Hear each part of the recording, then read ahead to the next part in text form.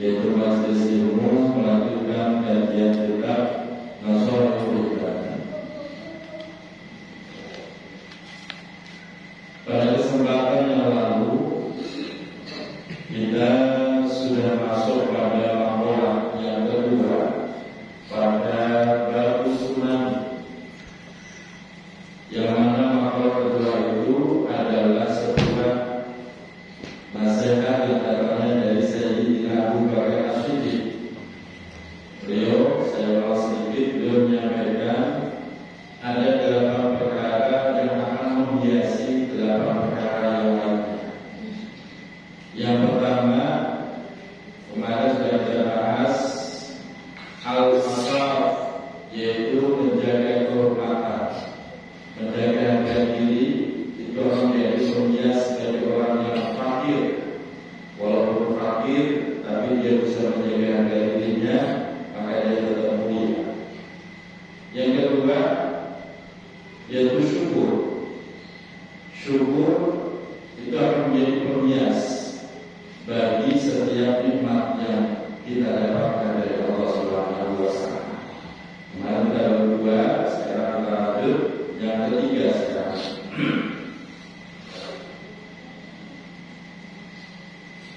Bismillahirrahmanirrahim. Wasabru zinatul bala'i. Yang ketiga yaitu sabar.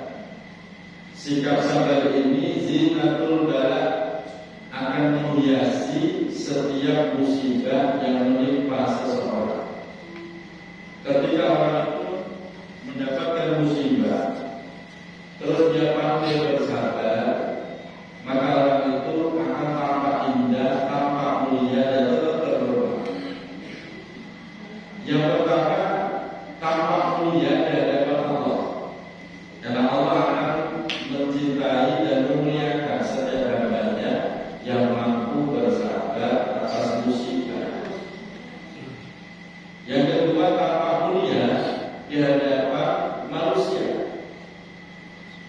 Beda kalau orang itu setiap kali ketimpa musibah meluluh kemana-mana, setiap orang diceritai, setiap ketemu orang diceritai tentang musibah yang dideritanya. Bahkan pakai pasang status di WA, status di Facebook juga pasang status, seakan-akan di dunia ini cuma dia doang yang lagi kena musibah. Itu malah membuat orang itu jadinya gak respect. Bahasa Betawinya gak resep. Nah, kalau ada musibah, sabar, gak perlu cerita kemana-mana. Dan yang ketiga, dicintai oleh seluruh malaikatnya Allah. Ada hamba kok sabar, terus mengucapkan inna lillahi wa inna ilaihi raji'un. Itu malaikat itu senang, langsung memohonkan ampun atas dosa-dosa yang diderita orang tersebut. Makanya sabar itu disebutnya menghapus dosa, kalau benar-benar sabar. Nah, konsep sabar adalah meyakini bahwa semua yang terjadi atas kehendak Allah dan dia ridho dengan semua yang terjadi. Ini namanya sabar. Kalau ada orang ngomong sabar tapi gak disertai ridho, contoh begini Bu, saya sabar sih, ada sihnya itu berarti belum ridho. Betul. Kalau sabar itu alhamdulillah saya sabar, selesai. Kalau ada sihnya biasanya belum ridho. Nah, makanya di sini as-sabru inda sidratil muntaha. Jadi yang namanya sabar itu adalah inda sodmatil ula, reaksi pertama seorang hamba ketika mendapatkan musibah. Jadi sabar itu adalah reaksi pertama. Bapak umpamanya jatuh dari motor, kan musibah ya. Yang disebut sabar, reaksi pertama. Ketika Bapak jatuh, apa yang terucap dari lisan kita? Kalau Bapak terucap dari lisan, kok buset ya?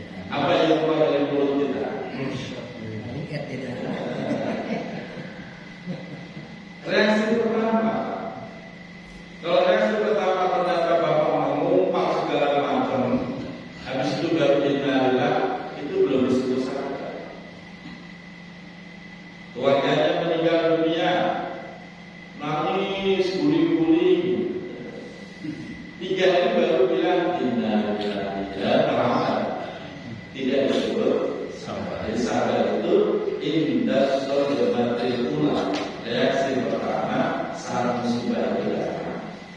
Gampang atau susah? Gampang atau susah?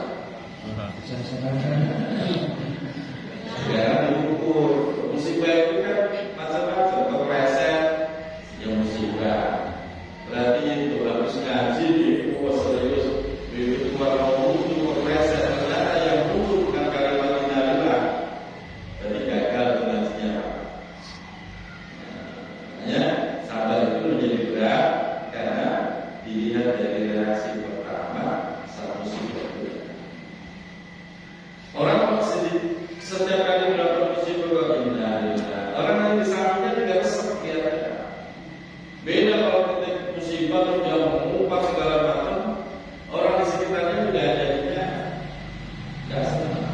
Makanya sabar itu dicintai Allah, dicintai manusia, dan dicintai seluruh makhluknya.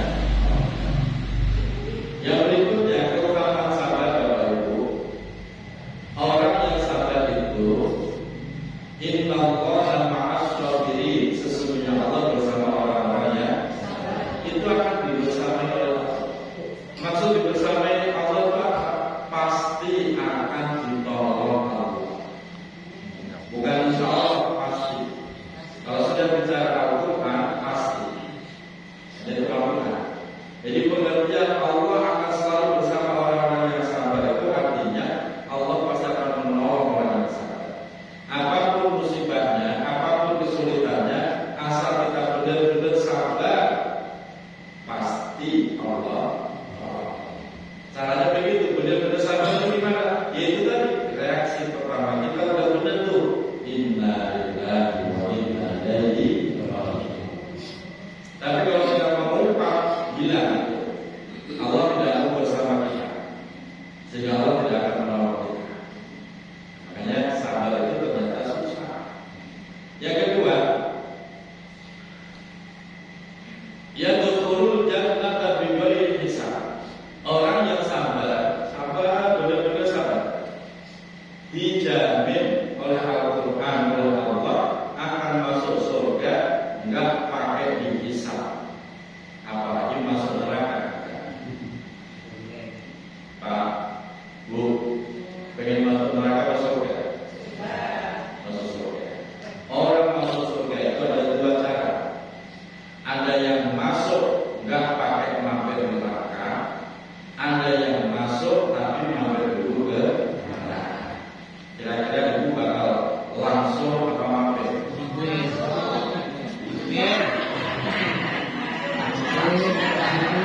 Mampir ah, gosip lurus gosip. Pasti mampir. Melakukan ya. Pengennya malah langsung, tapi kita coba raba diri kita, masa ya kita langsung. Ayo namanya mampir. Mampir. Tapi kalau Bapak Ibu bisa sabar setiap kali ada musibah, sekecil apapun musibah, kok bisa tetap sabar? Innalillah. Sampai digambarkan dalam hadis Rasulullah. Contoh, ketika mau menjahit jalurnya jatuh, itu kan sepeda. Kok bilang innalillah? Itu kesabaran itu hitung sabar, perkara sepeda. Nah, orang kok bisa sabar apapun itu musibah, keburukan yang menimpa dirinya, dijamin masuk surga, enggak pakai hisab, enggak pakai mampir. Kira-kira kita tergolong orang ini belum? Enggak ada dijawab. Ya udah, masih ada kesempatan, mumpung masih hidup, ada kesempatan masuk golongan orang yang ahli bersabar. Orang sabar itu gak pernah berundel, gak pernah ngeluh, gak pernah marah. Dia selalu memilih untuk sabar. Seandainya kesempatan marah itu ada sekalipun, dia tetap lebih memilih untuk sabar. Lihat suaminya gak bisa kerja, sabar. Lihat suaminya kerja mulu sampai kayak ingat istri,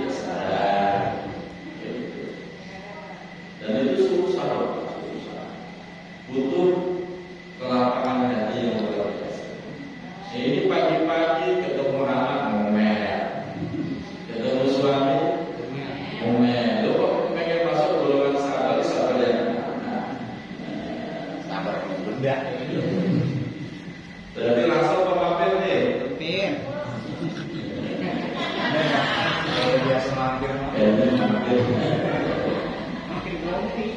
Ya, silakan itu kan pilihan. Bapak mau pilih langsung ya monggo.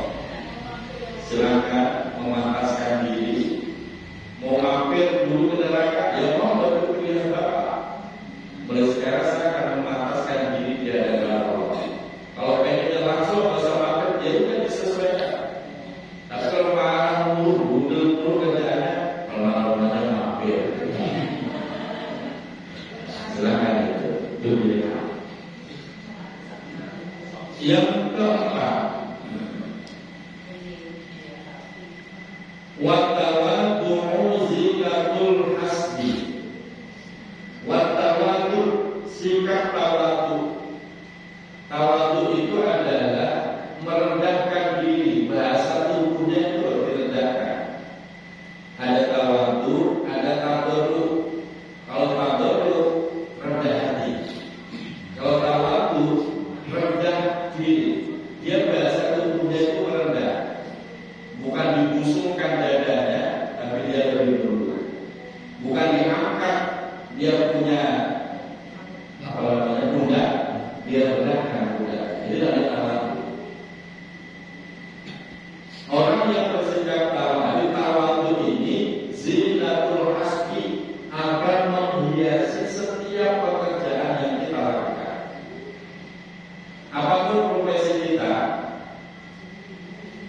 apapun kedudukan kita, kalau kita jadi orang tawadu, maka pasti akan dicintai Allah, dicintai seluruh manusia. Bapak jadi orang kaya, kok tawadu sama orang ramah, permisi, mari mas, terima kasih, mohon maaf. Bahasa lisannya tawadu, bahasa tubuhnya juga tawadu, pasti disenangi orang. Tapi kalau bahasa lisannya udah songong, bahasa tubuhnya juga songong, nggak ada yang resep, yang ada dilupain. Betul. Jadi apapun pekerjaan kita, apapun profesi kita, jadilah tawadu, maka itu akan tawadhu. Bapak jadi orang kaya, nggak bakal diikuti orang kalau sikap kita tawadu. Beda kalau ada orang kaya, sikapnya arogan, diiring orang, disumpahin orang. Tapi kalau tawadu, nggak ada yang iri. Kenapa? Resep dia orang kaya kayak begitu mah, resep dia gitu. Bapak, apapun pekerjaannya, Bapak lagi sedekah. Tapi kalau cara sedekahnya itu sombong, ya orang menerima juga ada males. Tapi kalau tawadu, walaupun sedikit yang kita berikan, orang resep. Jadi untuk menghiasi setiap amal pekerjaan kita, maka hiasi dengan sikap tawadu. Kalau kita tawadu, punya teman juga sayang sama kita, punya juragan, dia sayang sama kita. Sehingga itu terbukti Pak, gaji mah tidak seberapa, tapi bonusnya itu Pak, bonusnya yang luar biasa. Kenapa Pak bisa dapat bonus tawadu? Sehingga orangnya, bosnya itu senang punya anak buah model begitu. Beda kalau anak buah selengeka, ya pasti dibenci Pak. Nah itu, jadi apapun pekerjaan kita hiasi dengan tawadu. Nah tawadu itu apa? Tawadu ini kalau didefinisikan, famin amaratin tawadu, tanda-tanda seseorang itu bersikap tawadu. Satu, hubbul humul, cinta dengan kesederhanaan. Wah gitu, cinta dengan kesederhanaan. Wa qabulul haq, dan mau menerima kebenaran. Mimman ja'a bihi min syarifin aw wadi'in, mau menerima kebenaran dari siapapun, baik itu orang datangnya dari orang yang mulia atau orang yang lebih rendah sekalipun. Kalau itu kebenaran,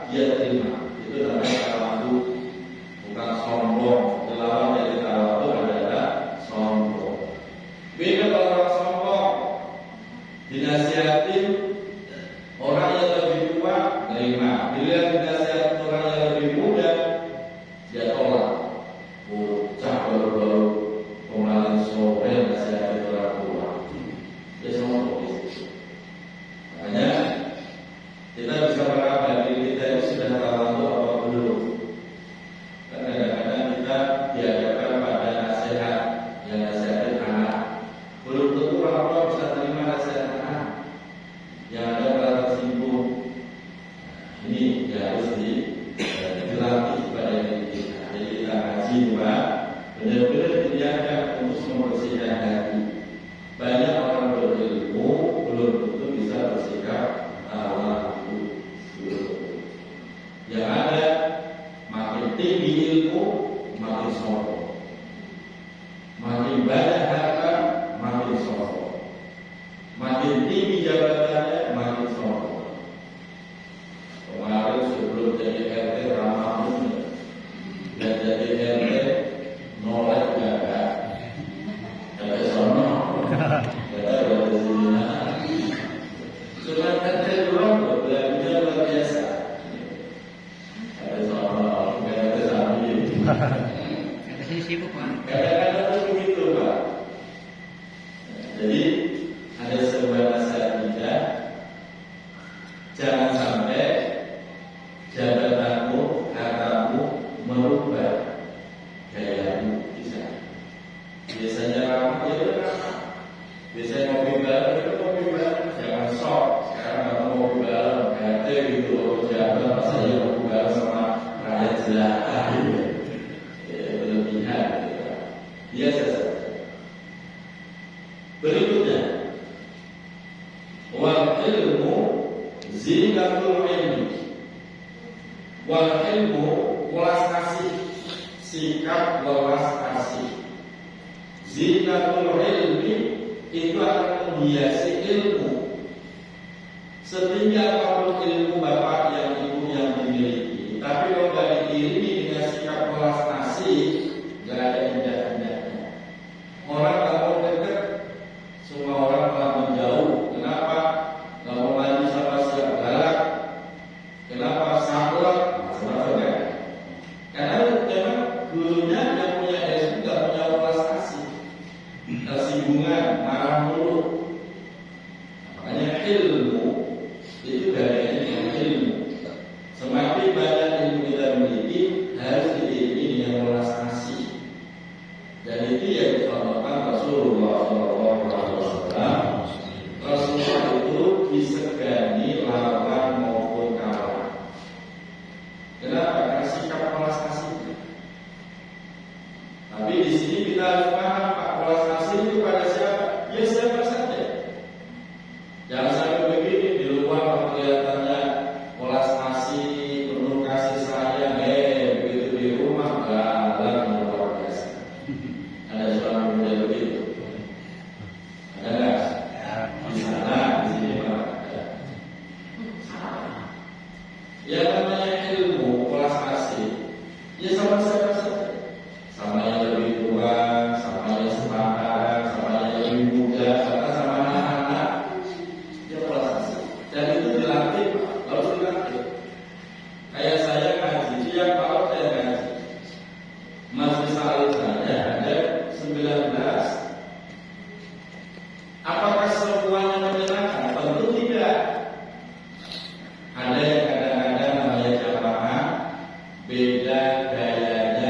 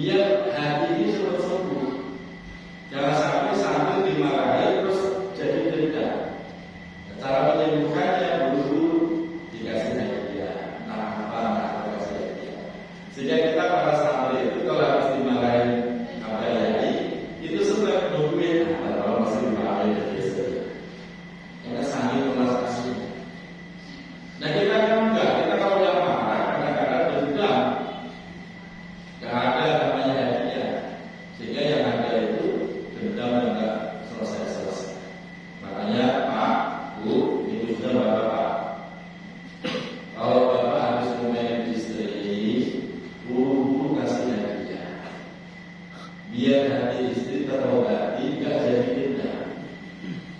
Setuju nggak Bu?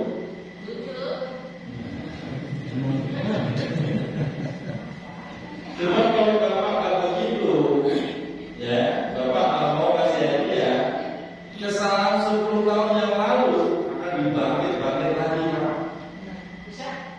Betul, betul. Pak. Kenapa masih ingat? Ya dia masih sakit hati. Kenapa masih sakit hati? Karena habis bapak omelin, nggak bapak kasih hadiah. Makanya begitu Pak, kalau bapak habis marahin istri, buru-buru tuh pergi ke mall, cari baju yang paling disenangi istri di hadapan. Ini Pak, baju sembuh. Ini menunjukkan orang mulu. Pagi-pagi ngasih hadiah, kopi mana kopi? Tambah sakit dari istri. Bu, ibu juga sama, langsung bilang suami, dulu kasih hadiah. Biar suami gak sakit hati. Pagi diomeli, malam panggil, Pak, sini saya kasih hadiah. Sembuh. Ya janda yang gak usah. Ini yang punya sebab. Ini konsep yang diajarkan oleh Islam, Pak. Kenapa rumah tangga itu berantem sampai cerai? Karena salah harus ngomel, udah gak ada hadiah. Yang ada malah berantem dendam, sakit hati yang gak sembuh-sembuh. Ibarat bom waktu. Ibarat bom waktu, kalau udah gak kuat meledak, boom. Dibongkar semua kejelekan suami, ditutup minta cerai. Ya apa? Ya kalau kasih hadiah suami. Nah ini betul. Itu makanya tenang kembali itu yang ada di dunia ini. Silakan. Nah selanjutnya, wakadalul. Sebelum saya Pak tentang kisah-kisah yang banyak sampai saking sayangnya sama-sama sama anak-anak setiap lebaran dari raya Idul Fitri Pak, beliau itu selalu tukar duit itu nilainya 30 sampai 40 juta, ditukar jadi 20 ribuan. Buat apa? Nyiapin anak-anak yang datang ke rumah beliau. Jadi siapapun orang tua silaturahmi lebaran bawa anak semua dapat 20. Punya anak Pak dapat semua Pak. Kadang-kadang ada yang nakal anak-anak tetangga itu bisa ke rumah bisa 2 kali. Dia dapat 2 kali. Ada juga ada. Saya tahu persis Pak. Karena saya itu termasuk sapi yang dekat sama beliau cerita. Seperti lebaran kemarin Pak. Itu beliau cerita, saya habis tukar duit 40 juta, nyiapin anak. Coba 40 juta dibagi-bagi, apa Bapak? Belum tentu Pak. Kalau mau habis belum tentu sanggup. Betul. Banyak orang kaya belum tentu dia sanggup berbagi secara cuma-cuma totalnya 40 juta. Betul nggak? Yang kaya belum tentu sanggup. Makanya dermawan itu bukan masalah kaya atau miskin Pak. Yang kaya belum tentu dermawan, yang miskin belum tentu pelit. Betul. Jadi sanggup kalau ada duit belum tentu Pak. Malah yang ada makin kaya makin pelit. Kalau nggak diiringi dengan ilmu dan sikap welas asih. Nah itu saya baru belajar begitu tuh. Makanya lebaran di Kabupaten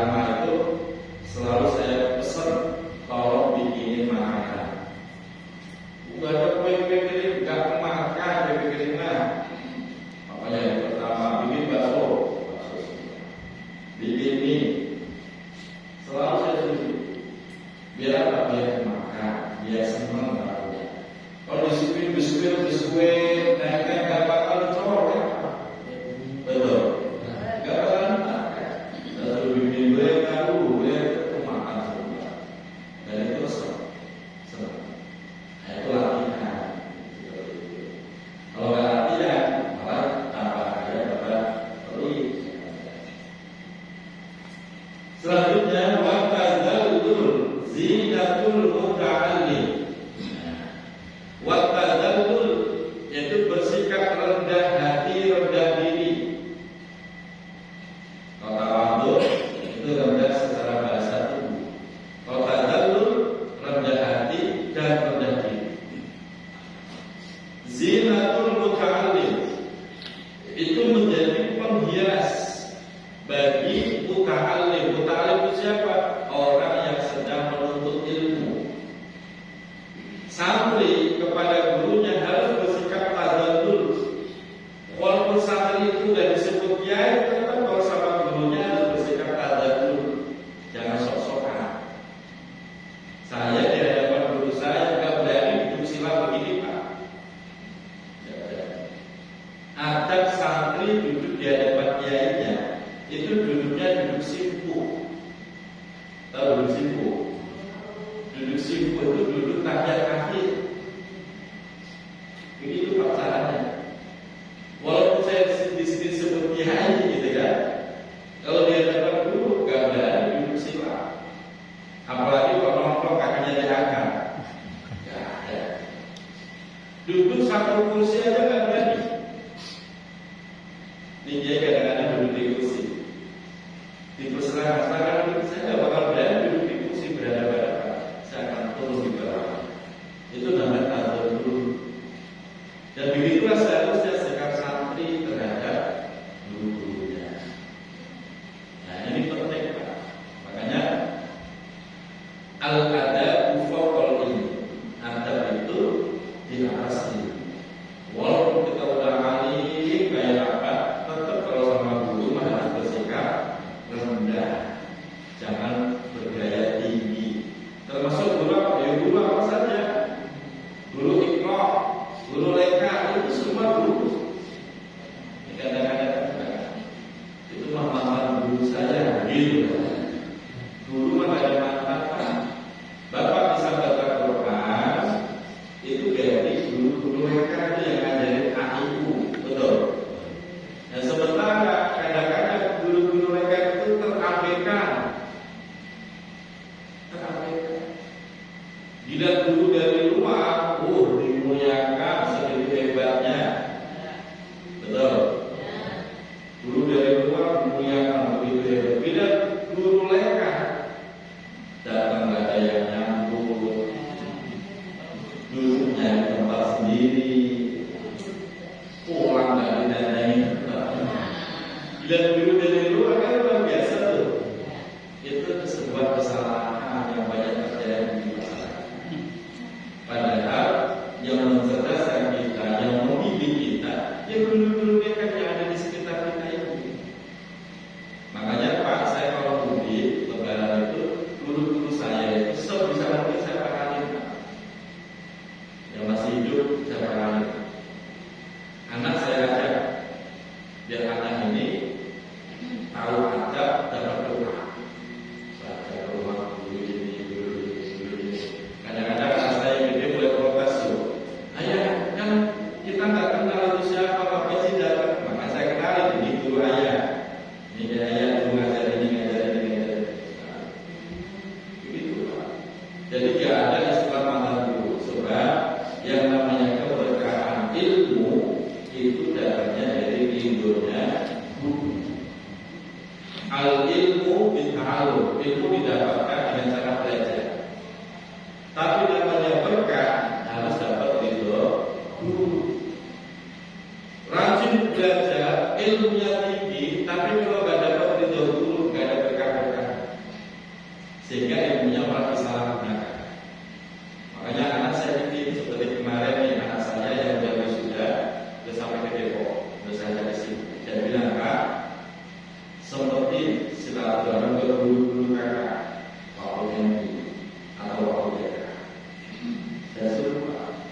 salatul. Jadi gak ada keselamatan itu juga. Satu kemarin hari ini dapat 3 guru. Ajarin anak kita begitu Pak, biar ilmu yang didapatkan berkah. Jangan merasa udah lulus, seakan-akan udah putus. Sama guru aja kadang-kadang ketemu gak nyapa, hilang berkah itu tadi. Nah, ini salah. Itu sikap muta'allim, orang yang menuntut ilmu harus bersikap tawadhu. Selanjutnya ada sebuah keterangan dalam caranya yang luar biasa. Man kharaja, siapa saja yang keluar dari rumahnya yuridu ilman, mengharap mendapatkan ilmu, yata'allamuhu, kemudian dia belajar satu ilmu, fatahallahu lahu baban ilal jannah, maka Allah bukakan kepada orang tersebut satu pintu menuju surga. Malam Sabtu ngaji dibuka pintu surga kita. Malam Ahad ngaji lagi. Malam Senin dan Sabtu ngaji full. Berapa pintu yang Allah siapkan untuk kita menuju surga. Jadi ngaji itu jangan cuma satu tok kalau bisa. Kadang-kadang bahasa udah ngaji malam Sabtu. Jangan ngaji yang ngaji di mana-mana ngaji. Itu Allah jamin dibukakan setiap ilmu satu pintu menuju surga. Wa farashtu lahum malaika aktafaha. Wa farashtu, dan malaikat itu menggelar apa yang aktafaha, sayapnya. Menggelar atau membuka sayapnya. Untuk apa? Memberikan naungan kepada orang yang sedang keluar rumah menutup pintu. Ini kan luar biasa. Yang ketiga, wasolat alaihi malaika, dan malaikat-malaikat yang ada di langit semuanya membacakan sholawat untuk orang tersebut. Sholawat yang datang dari malaikat itu artinya malaikat terus memohonkan ampun atas dosa-dosa orang tersebut. Seluruh malaikat. Makanya saya sering bilang, cara paling gampang mendapatkan ampunan adalah datang ke majelis, karena seluruh malaikat Allah memohonkan ampun. Ini mudah. Nah, ilmu berat, malas, ya memang begitu Pak godaannya. Padahal kita kan ngaji gak pernah lama kan? Berapa? Ada 1 jam? Gak ada, harus sampai isya, paling 40-45 menit. Tapi rasanya berat bila nonton bola. Biasa kan? Memang begitu Pak. Selanjutnya, watarkul guna zinatul usaha, meninggalkan munah itu membangkit-bangkit.